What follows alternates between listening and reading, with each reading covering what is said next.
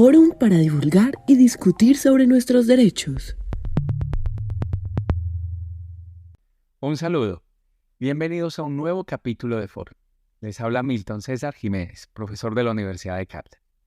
Hoy voy a estar con Gabriel García, estudiante de Derecho y de Filosofía, y con Juan Pablo Barona, estudiante de Derecho.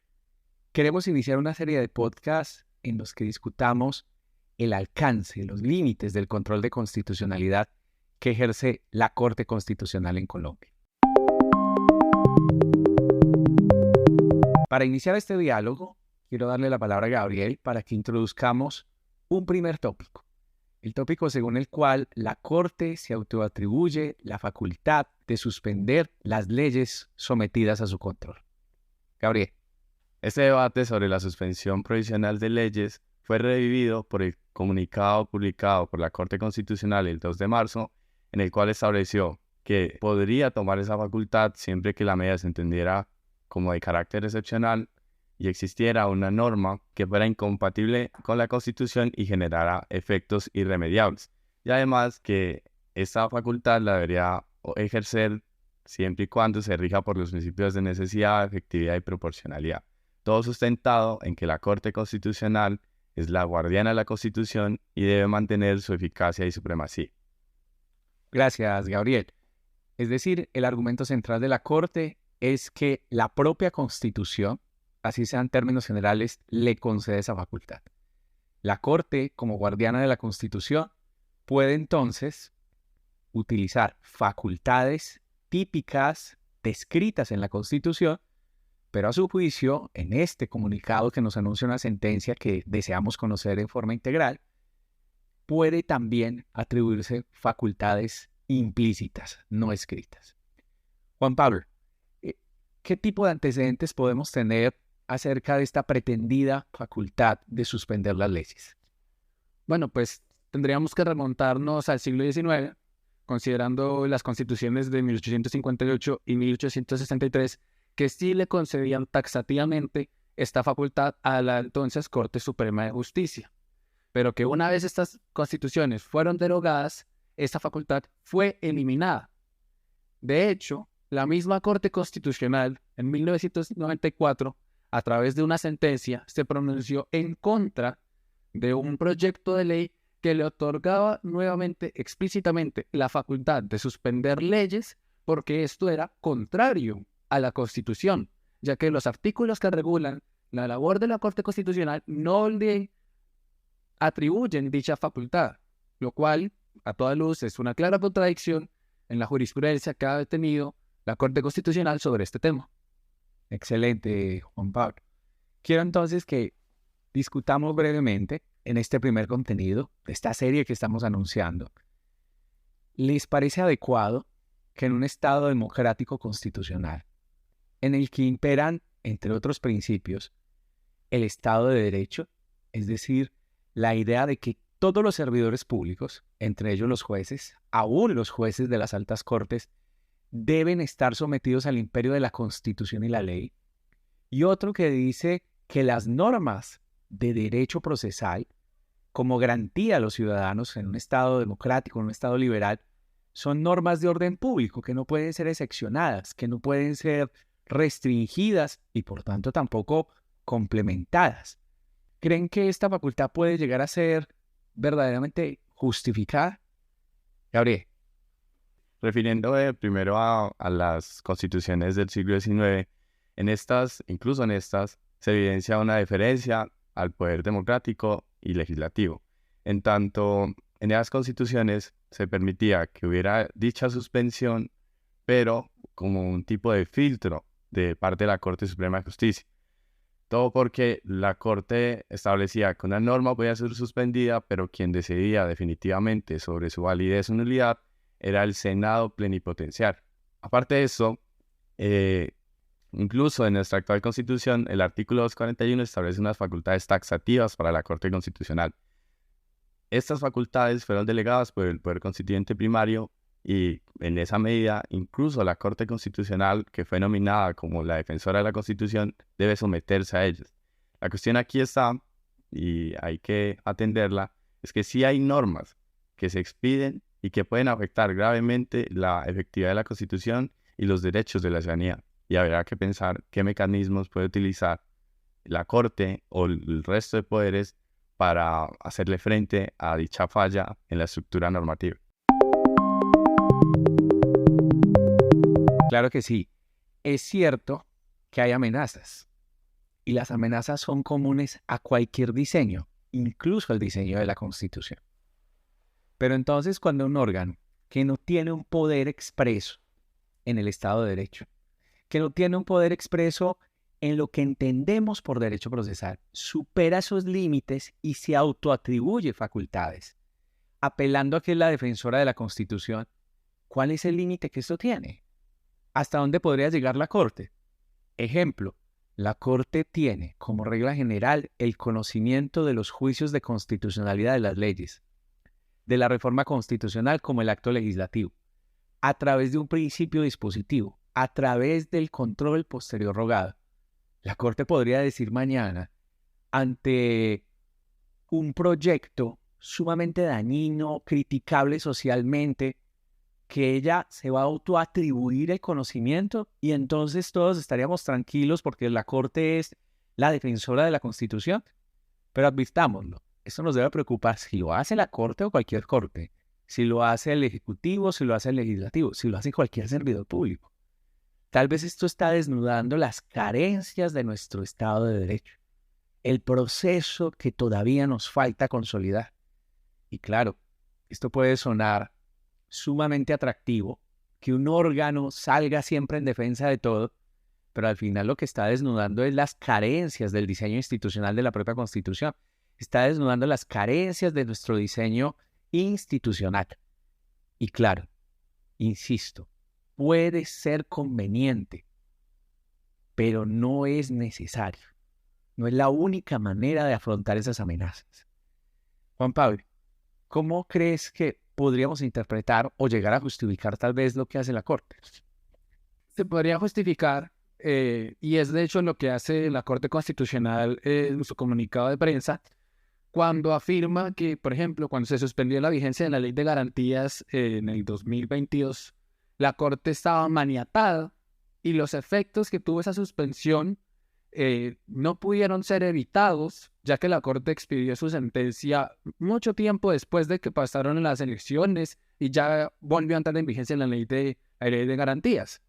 Entonces, es en esos casos donde la Corte, digamos, que justifica su actuar y dice que antes de atenernos a las consecuencias que tienen esos actos del legislador, pues entonces mejor suspendámoslos y vemos si de verdad son convenientes y que entren en vigor o los acabamos definitivamente. Pero siento yo que eso es peligroso porque al final del día termina desnaturalizando la labor del legislativo y abre la puerta, como usted lo mencionó, a excesos de la Corte. Claro que sí, es peligroso y parte del objetivo de este contenido es generar esas reflexiones. No queremos ninguna militancia, simplemente queremos mostrar este panorama y por eso anunciamos una serie de discusiones. Ahora bien, otro tópico fundamental acá es que en el diseño del decreto 2067 del 91, donde se establecen los procedimientos, procedimiento ordinario, algunos procedimientos especiales, la manera como actúa la Corte, esta facultad no está concebida. Pero además, la transgresión a la que puede llegar la Corte o que trata de justificar con una lectura muy abierta del artículo 4 de la Constitución y de su rol como defensora o como ejecutora de la garantía jurisdiccional de la Constitución, puede llegar más lejos cuando entendemos algo. Es que la Corte, como poder judicial, está autorrestringida conforme al significado y filosofía del precedente constitucional. Algo que ella misma ha tratado de construir y ahora no puede aplicar una especie de teoría del arrepentimiento, borrar con el codo lo que escribió con la mano. Y la Corte ha creado un precedente doctrinario potente acerca del significado de la presunción de legalidad.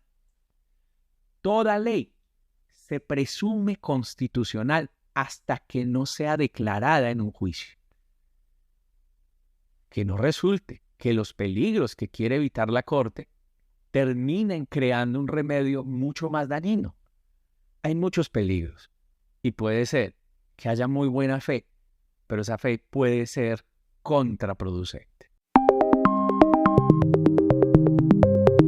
Hagamos una reflexión final. Creo que hemos logrado introducir bien este problema para que tengamos posteriormente otros contenidos y otros diálogos. Gabriel, ¿cuál sería tu visión de cierre? Ante este principio de legalidad y de Estado de Derecho que usted menciona, la Corte ha esbozado unos argumentos que hay que advertir que son débiles. En el auto 123 del 2022 estableció que no había que interpretar el silencio de la Constitución y el decreto 2067 del 91 como una prohibición, pero esto es problemático. Y más problemático cuando ella dice que en otros casos también ha utilizado una interpretación extensiva de las normas para buscar otros remedios como el estado de cosas inconstitucional. Y otra, la mención de una posible suspensión de decretos legislativos. Estas dos analogías son erróneas, o por lo menos débiles. En cuanto al estado de cosas inconstitucional, la Corte ignora que los requisitos para su pronunciamiento derivan de un acaecimiento cierto de los perjuicios que permiten su intervención, como la existencia de una masiva vulneración de derechos, la creación de prácticas inconstitucionales, la necesidad de intervención de varios organismos estatales, y que si las personas acudieran todas individualmente por la acción de tutela, generaría una traba en la administración de justicia. Es decir, hay un baremo en la cual la Corte puede soportar su intervención. Y en el caso de los estados de excepción, ignora que el sustento viene de fuentes que evitan en cierta medida la autorreferencia.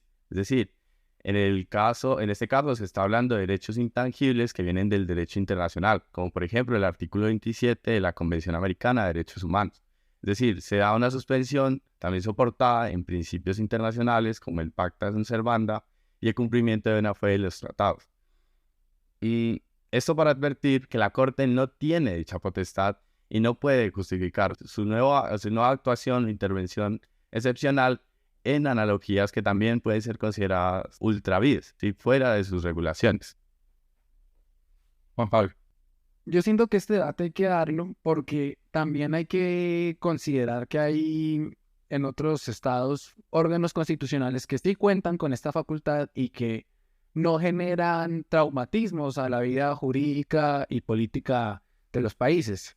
Entonces, yo estimo que, aunque si bien es problemático de entrada lo que está haciendo la Corte Constitucional, porque es la autoatribución de potestades que no tiene, siento que abre el espacio para que podamos ir más allá y ver qué herramientas podemos usar en caso de que haya normas abiertamente inconstitucionales y evitar los efectos indeseados que estos puedan generar.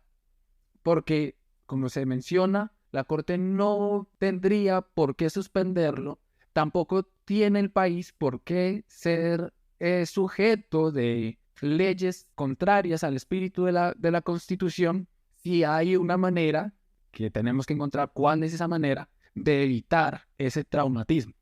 Entonces, si bien de entrada es un tema complejo, siento que hay que ser muy crítico, también tiene que ser un punto de partida para modificar incluso en algún momento el ordenamiento jurídico colombiano y ver cómo podemos evitar situaciones como la que ocurrió con la Ley de Garantías en el 2022, perdón. Así es. Es cierto, el peligro existe, pero esta serie de declaraciones judiciales florecen también en un ambiente donde el control político no funciona, donde el control social es episódico. Hacemos grandes debates, protestamos con cosas esenciales, pero hay otras que las dejamos muy olvidadas. Y también es cierto que esto es beneficioso en el sentido de que nos abre los ojos, nos invita a discutir a un nuevo constitucionalismo, que no solo acepta y repite lo que nos dicen, sino que se atreve a criticar y analizar la conveniencia, pero sobre todo la legitimidad de las cosas. Entonces, en ese sentido, es positivo. Ahora bien, en gracia de discusión, en defensa de la Corte, podríamos decir que es solo una actuación autorrestringida, una actuación muy medida, mesurada de la Corte, caso por caso, donde sea notorio el efecto dañino, pues la Corte llegará a obtener algo que yo llamaría como una especie de legitimidad específica, episódica, particular. Pero pretender que esta figura siga creciendo es sumamente peligroso y nos tiene que llamar la atención. Ahora bien, el camino institucional en el que insistimos, esto puede ser conveniente, el problema es que no es legítimo. Yo no puedo atribuirme facultades para salir a combatir todos los males que existen, todos los vacíos del diseño institucional. Hay un camino en la propia Constitución. Existe la iniciativa y la propuesta legislativa. Existen muchos órganos que pueden proponer un ajuste al diseño de la Constitución, un ajuste al diseño del control de constitucionalidad y que estas facultades ingresen por el camino adecuado, con un adecuado elemento o causales que nos permitan predecir cuándo van a ser aplicadas. Pero esta serie de condiciones que de un momento a otro pueden aparecer, yo creo que merecen una buena crítica. Muy bien, les agradezco mucho este diálogo inicial, repito, introductorio de un debate que queremos iniciar en cuanto al control de constitucionalidad. Gracias por escuchar Foro.